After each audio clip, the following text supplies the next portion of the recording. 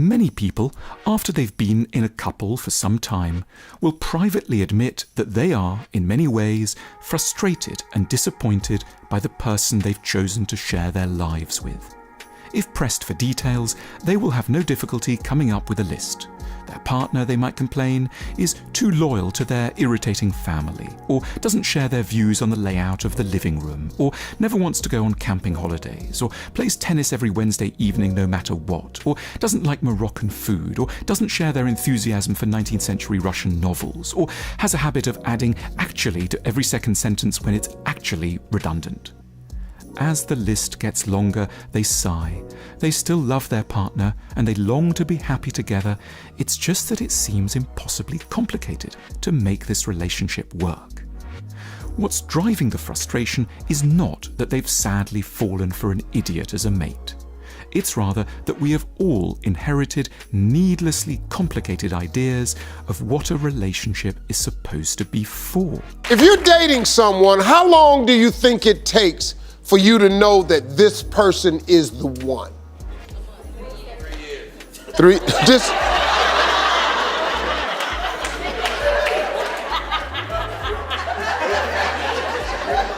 the black dude say 3 years. I got to check it out.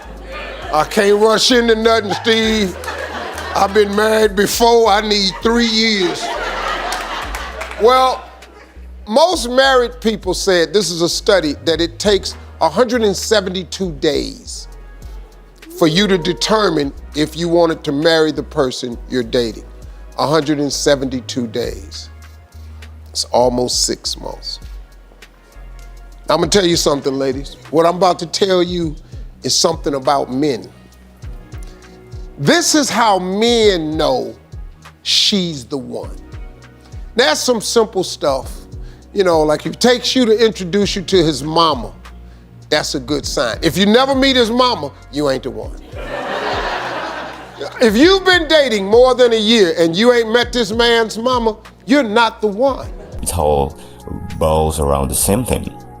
Now, I began to do some little or mini research, and I discovered that people tend to break up relationships. People tend to break up their marriages, and it kind of gave me a concern to a level that why would people build relationship over years, some 5, 7, 10, 15 like that, and just one special, or should I say on a special day, they just end everything they have actually built up over the years. And this kind of gave me some kind of concern that why are people dating? Why are people getting married in the first place? If it all boils down to the level where they have to go their separate ways, why go into a relationship? Why are you dating in the first place? So I discovered that people actually, have speculations for the kind of person they want, which is very okay. I'm not disputing that. It's very okay to have speculations of the kind of person you want and all that. It's very okay.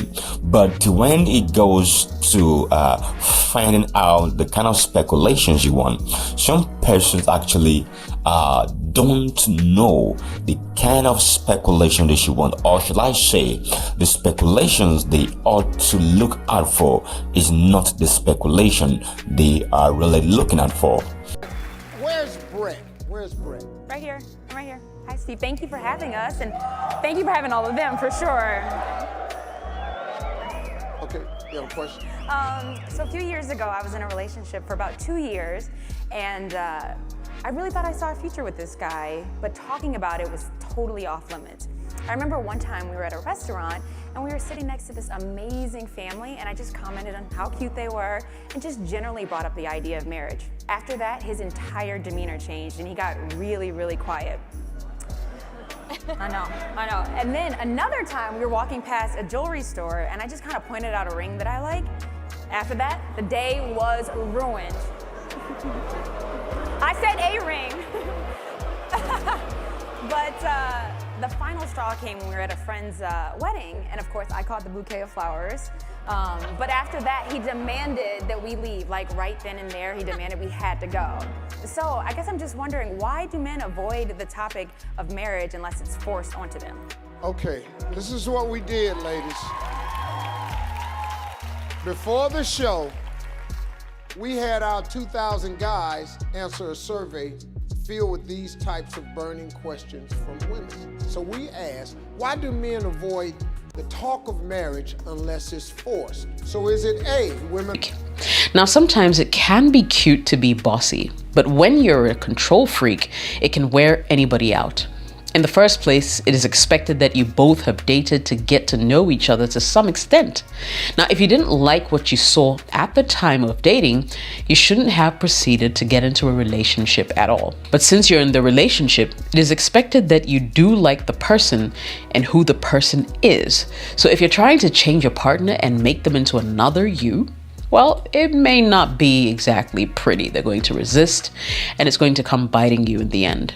Your partner is an individual and you must appreciate her. Number 2, pointing out every flaw. Now, closely related to what I just discussed is the fact that your partner is a human being with flaws, with weaknesses, so you should never expect perfection. One of the greatest mistakes most people make in a relationship is to expect perfection from their significant other. Your partner will have flaws. I mean, that's what the dating period is for, to know if you can handle the flaws that your partner is coming with. You cannot keep pointing out every flaw. You're going to have to learn to overlook a few of them. Number 3, losing romance. Now, after a while, it's easy to lose the romance and stop putting in effort to date your partner. Now, as much as you can still date your partner and put effort into looking good for them, don't begin to take them for granted because you've gotten them where you need them, you're dating now, and you feel like you don't have to put in any extra work to keep them. A lot of people make this mistake and are always found wanting.